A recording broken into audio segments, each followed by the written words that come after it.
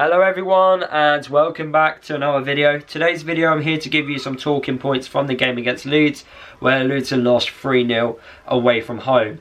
Our poor away form just continues. We've got Norwich on the weekend who play quite similar to Leeds. I don't know if we're going to get anything from that game, but I don't want to talk about Norwich in today's video. I want to talk about Leeds. I might give you 5 things, I might give you 10 things, I might give you just 3 talking points in today's video. But there's a few things which I do want to talk about, and hopefully you enjoy listening to what I've got to say. I know it's not positive, I know it's a little bit negative, but right now I can only go off by what I'm currently seeing from that Luton team and how we've been playing, and hopefully it just gets better. That's up to the players and of course management staff. Ideally, I think January needs to come quick for Luton because we definitely need 1 or 2 players to come through the door. But we'll talk about that in future videos. But in this video, I'm going to give you some talking points. Before I do though, can we please smash that like button? I know I ask this every time, but honestly, the last video, the match reaction against Leeds, it done amazing. The amount of Leeds fans that clicked on that video and showed me some support was much appreciated. They felt I gave a really balanced opinion of the game, and it just helps promote the video so much on YouTube. Smashing that like button is like sharing it on social media on YouTube. It's weird how it works. I only ask because it helps promote the channel, so please, if you can, smash that like button. But anyway, here are my thoughts, some massive talking points from the game against Leeds. The first thing was the tactical setup from Luton. I just felt it was just completely wrong, and I was so surprised we went down this route. I understood playing a low block because away from home against Leeds, you want to be really difficult to break down. So I got that aspect of a low block, and I'm not a tactical expert, but playing a high line against this Leeds team isn't the correct thing to do, especially with the pace and quality they have in the final third, and we've got quite a slow back line. So that doesn't really make sense to play a high line. It makes sense to play a low block, come and try and attack us. We stay strong in defence, we're defending numbers, and we'll stop you from creating good opportunities, and we're limited your chances from distance. We didn't quite do that. Leeds did everything right. They got an early goal. They managed to get us quite earlier on, and they reacted quicker. They got that shot away, it was blocked, and then a quick finish from the Leeds player. It was just simply a good goal. Got a bit lucky with the block and how it fell straight back to the Leeds player, but again, Leeds reacted quickly and got another shot away to make it 1-0. Game plan for Leeds worked extremely well, and that meant for Luton, because you're 1-0 down after 15 minutes, you then have to kind of attack because you're already losing the game, and that's when it became even more of a problem. And that's another talking point with Luton, the way we're attacking this season. We feel like we've only got one way of scoring goals, and without Alfie, who is a massive focal point in the way we like to play, I don't see how the goals are going to come. Now, we did create some big opportunities in the game, but that's when Leeds were already 2-0, 3-0 up. You normally get opportunities when a team is 2-0, 3-0 up, because they kind of like take the foot off the gas a little bit and they get complacent and they kind of know the game's already won. So that's why they leak chances. And that's exactly what we kind of got, really. Elisha especially got 2 of those. Victor Moses got 1 off the line, which was really poor goalkeeping from the Leeds keeper. But yeah, we just not really any conviction in our attack. Now, the tactical setup from Luton, I felt, okay, low block, great. But then when you get possession of the ball, you need to be able to keep it for a couple of minutes. And that's when I didn't understand just not having any midfielders that can actually keep the ball. Now, when you look at Luton and look at the stats so far this season, we are one of the worst teams in the division at passing the ball. But there are a couple of players in our team that are the best at doing it amongst our team. Not amongst the league, but amongst our team. Chong, believe it or not, compared to other championship midfielders in the division, has actually good passing ability. That may surprise a few of you. I've looked at the stats. Baptiste and Walsh are also okay. They're not great amongst other championship midfielders, but they are one of the best within our team.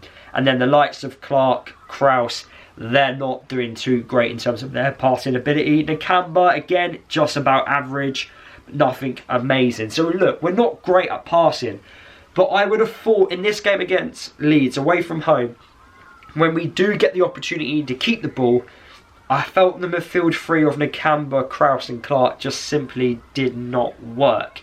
And it's really strange because during our promotion season, Nakamba was our defensive midfielder, Clark was our other midfielder, and the only player that's not in there is Pelly. It was Pelly, Clark and Nakamba. That was our midfield three. And if you look at what Krause can do as a player, he runs around just like what Pelly does and shows great work ethic. He gets into tackles just like what Pelly does, and he has good, realistically, he has better passing ability than Pelly. So that midfield three is basically the same, but a little bit better. But yet, we look like we've gone backwards. But then I go, right, okay, we look like we've gone backwards from the midfield somehow. Let me look at the wing-backs. Now, the wing-backs, during our promotion season, we had Alfie on the left wing-back, and then we had Cody Drame on the right. When I look at our right wing-back, we're playing a centre-half as a wing-back. Reece Burke is not a wing-back. I don't understand when we've got a natural right wing-back on the bench in Hashi, who is a Japanese international, why are we not playing him? I don't understand that. It makes no logical sense to play Reece Burke there. Reece Burke is a natural centre-half. Why are we playing him out of position? We should not be playing any player out of position now. We've got a defence, finally, who are all fit, finally. It feels weird saying that.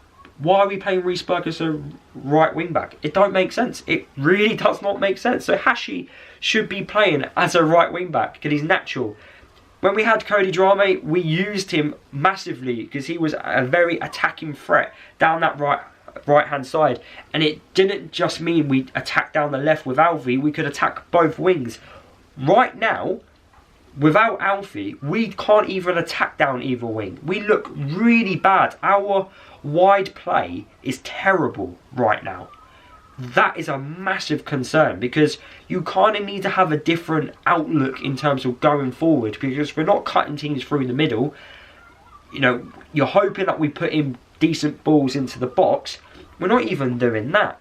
So I don't know where these goals are coming from. And that moves me on to another different talking point. During the season just before we won promotion, so the season under Nathan Jones where we got beat by Huddersfield in those playoffs, we had a strike partnership of Elijah Adebayo and Harry Cornick. Now, we played pretty much the same formation, but with different personnel. But what Harry Cornick did, Harry Cornick's very different to all the strikers we've got here at Luton right now. Harry Cornick had some pace about him, and he also had the ability to do long throws. But more importantly, his pace. Something which Luton really lack at the moment. We don't have any pace within the team. But what used to happen is, Cornick used to kind of play off Elijah and use his pace, and that used to cause teams lots of problems, and that gave Elijah plenty of openings, and that actually was one of Elijah's best ever seasons, because he scored plenty of goals that year. I think he scored 20. So he's proven that he can score goals at this level. And even during that season, Harry Cornick got 16 goal contributions, which was his best ever season in a Luton shirt, because he used to be able to use his pace as an attacking asset. Something which we don't really have. You look at our strikers, the only one that's really quick and nippy is Joe Taylor. But we seem not to really play him because we won't play big man, little man anymore. We will only play two target men, which I don't think makes any sense. We need to have another attacking output, a different way of scoring goals. And having someone like Joe Taylor is perfect because he's different. But we don't utilise him. And in the words of Rob Edwards, it's to do with the pressing aspect. And that's why Harry Cornick was always used at Luton, because although he was a nippy striker, his work rate off the ball was very impressive, and he did press extremely well under Nathan Jones. So that's why Harry Cornick used to play all the time. Now, I'm not saying Harry Cornick is the man is the reason why Luton are not doing well so far. But what I'm saying is someone like him is different to what we've got now, and that's why we were able to win games differently back when he was playing compared to now. But anyway, without Harry Cornick and Joe Taylor, if he ever plays, we lack pace.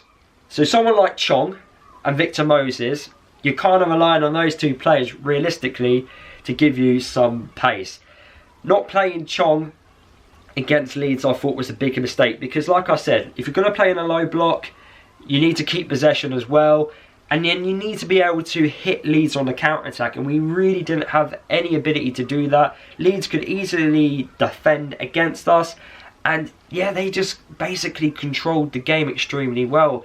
It was probably one of the easiest wins of the season for Leeds, because we literally tactically played it into their hands. I listened to something after the game about Edwards saying about we didn't press well, and that cost us in the first half. I disagree with that completely. It doesn't matter if the press was bad. Okay, the press could have been better, but we would have lost that game regardless because the game plan was wrong. So you can moan about the press all you want. The game was lost after the first goal went in because the game plan was wrong from the beginning. It feels right now that a manager is 100% needed. I want him to turn things around, but the losing mentality, this team is a shadow of what it was in the Premier League, and we've pretty much got the same squad, apart from a couple of players, okay, who were vital in our Premier League season. But apart from that, we don't look the same team, and it's something we've got to address in January if we've got any ambition of wanting to climb that championship table. And if we don't address it in January, unfortunately we're going to be in a relegation dogfight, because we're not as good as what people think we are. We're not performing like it. We're massively underperforming, and I don't know when things are going to improve, because we keep thinking that we've turned over a page, but then the next game comes along and we just show exactly what we have done so far this season. So things need to change. I appreciate that's a lot of talking there, lots of points thrown into the video, but those are just some things which I've just wanted to dissect a little bit and add to the conversation of what I think is going wrong here at Luton. We need to address the wing-back situation because we don't have another outlet in attack. Going forward, in terms of the striker partnership, we need to be able to have adaptability there, because we look so easily predictable when going forward. In the midfield, we need to keep possession.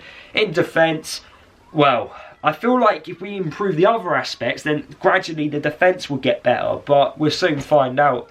But yeah, tomorrow's video is a match preview of the Norwich game, and yeah, fingers crossed we could get something against Norwich, but you'll find out what I'm feeling in tomorrow's video. But anyway, I'll see you guys tomorrow. Let me know what you think down below, and yeah, all the best.